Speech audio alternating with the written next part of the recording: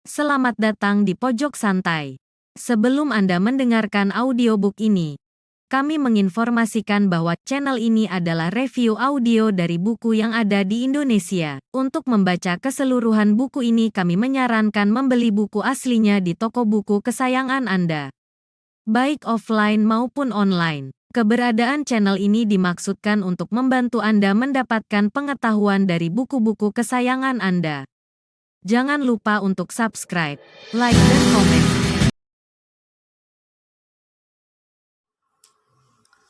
Selamat datang di Pojok Santai, channel khusus yang membahas komik dan novel dengan cara asyik. Di dalam perjalanan menuju kota raja, Wiro Sableng alias pendekar kapak maut naga geni 212 dan Sekar melihat seorang lelaki diseret-seret oleh kuda yang berlari kencang. Akankah mereka berdua menolong lelaki itu? Yuk temukan jawabannya di video berikut ini.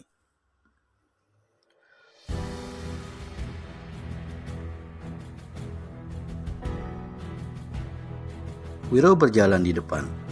Ketika salah satu kakinya menginjak tanah di dekat anak tangga yang terbawa tanah itu, dirasakannya mencekung aneh dan lembut. Wiro cepat tarik kakinya dan melangkah mundur. "Ada apa?" tanya Sekar dengan berbisik. Pendekar 212 tidak menjawab, melainkan melangkah menghampiri sebuah pot bunga besar yang bunganya sudah mati karena tak pernah disiram. Pot bunga yang besar itu dilemparkannya ke tanah di kaki anak tangga yang tadi dipijaknya. Pada detik itu juga terdengar satu ledakan. Buah! Tanah di kaki anak tangga bermuncratan ke atas. Anak tangga terbawa hancur berkeping-keping. Wiro meraih pinggang Sekar dan menjatuhkan diri ke tanah. Tubuh mereka kotor tersembur tanah dan kepingan batu tangga. "Gedung setan apa ini?" rutuk Wiro sambil berdiri dan membersihkan pakaiannya. Dia berpaling pada Sekar dan berkata,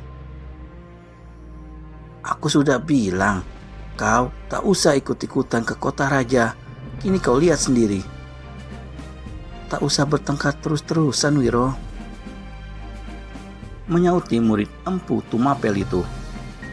"Kita harus cepat mencari laki-laki tangan buntung berbaju biru yang tadi dibawa ke sini."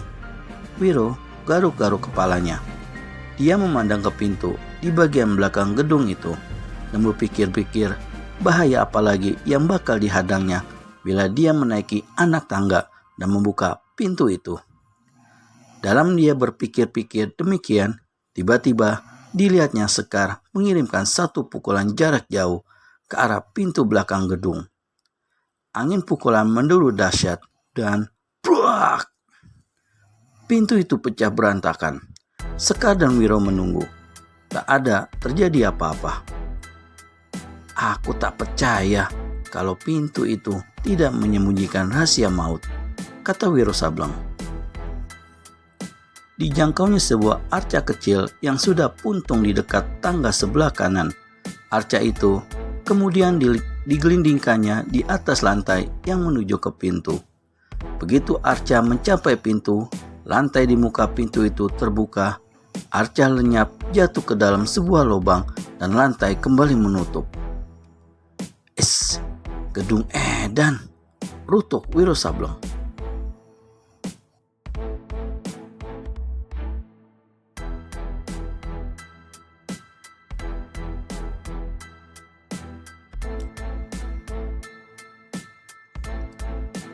"Kau masih punya nyali untuk masuk ke dalamnya?"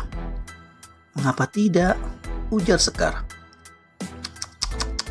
"Hebat, aku kagum dengan keberanianmu," puji Wiro sejujurnya. "Bersiaplah, kita melompat ke dalam lewat pintu itu. Kerahkan seluruh ilmu mengentengi tubuhmu. Lantai di dalam gedung itu bukan mustahil, perangkap semua." Kedua orang ini bersiap-siap untuk menerobos pintu yang sudah bobol. Mendadak, pada saat itu pula, di halaman depan terdengar derap kaki kuda. Keduanya terkejut. "Mereka kembali," bisik Sekar. Gadis ini segera keluarkan senjatanya, yaitu besi berantai yang ujungnya diganduli bola besi berduri. Inilah senjata rantai petaka bumi yang dahsyat. Wiro berpikir cepat. Dia mendapat satu akal, lalu menggamit dan berbisik pada Sekar. "Cepat, lompat ke atas genteng." Si gadis melotot. Apa kau tidak punya nyali menghadapi mereka? Manusia-manusia terkutuk semacam itu harus dilenyapkan dari muka bumi, Wiro. Kalau kau takut, pergilah sendiri ke loteng sana. Wiro menggerendeng. Kita belum tahu siapa yang datang itu. Kalau benar mereka dari atas genteng, kita bisa mengintai bagaimana mereka bisa masuk ke dalam gedung. Sekar hendak mengatakan sesuatu, tapi Wiro Sableng sudah membetot lengannya dan melompat ke atas genteng bersama-sama. Keduanya menunggu. Suara kaki-kaki kuda berhenti sebentar, lalu terdengar lagi memasuki halaman samping. Bukan mereka, desis Wiro dan Sekar memalingkan kepalanya ke halaman samping. Yang datang ternyata seorang penunggang kuda berkepala gundul. Sepasang matanya juling, hidungnya sangat pesek, hampir sama rata dengan pipinya yang gembrot. Tangan dan kakinya sangat pendek, sedang tubuhnya katai sekali.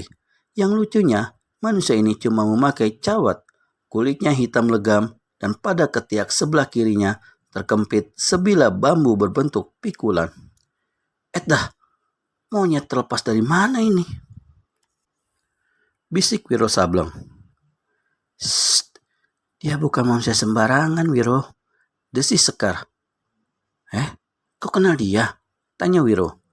Guruku pernah bilang manusia yang berciri-ciri macam dia, melihat pada senjata yang dikempitnya, aku yakin dia mestilah si setan pikulan. Buset, apa tidak ada gelaran yang lebih jelek dari setan pikulan itu? Seringai Wiro. Penunggang kuda yang datang itu memang setan pikulan. Nama sebenarnya Munding Surah. Dia hentikan kuda di depan lubang besar di muka tangga pintu belakang. Diperhatikannya lubang itu sebentar, lalu dia memandang berkeliling. Diangguk-anggukannya kepalanya. Kemudian diperhatikannya pintu belakang yang hancur sambil mengusap-usap kepalanya yang botak. 3 setan darah. Setan pikulan berteriak. Apa kalian ada di dalam? Suara teriakan setan pikulan kerasnya bukan main. Menggetarkan seantero halaman belakang gedung tua itu. Menggetarkan genteng di mana Wiro dan Sekar berada. Tenaga dalamnya hebat sekali, bisik Wiro pada Sekar. Rupanya kalian tak ada di rumah. Terdengar setan pikulan berkata, sayang sekali, ada 2 orang tamu dari jauh. Tuan rumah tidak ada, sayang sekali. Wiro dan Sekar sama terkejut dan saling berpandangan. Mereka yakin 2 orang tamu yang dimaksudkan oleh manusia kate itu pastilah diri mereka sendiri. Belum habis terkejut, kedua orang ini dibawa terdengar bentakan setan pikulan. Cecunguk-cecunguk yang di atas genteng, lekas turun. Mataku yang juling tak bisa ditipu. Ayo turun. Gawat. Persembunyian Wiro alias pendekar kapak maut naga geni 212 dan Sekar ketahuan. Akankah terjadi pertarungan yang sengit setelahnya? Buruan subscribe dan tekan tombol lonceng untuk mendapat notifikasi video terbaru dari kami. Terima kasih dan sampai bertemu kembali.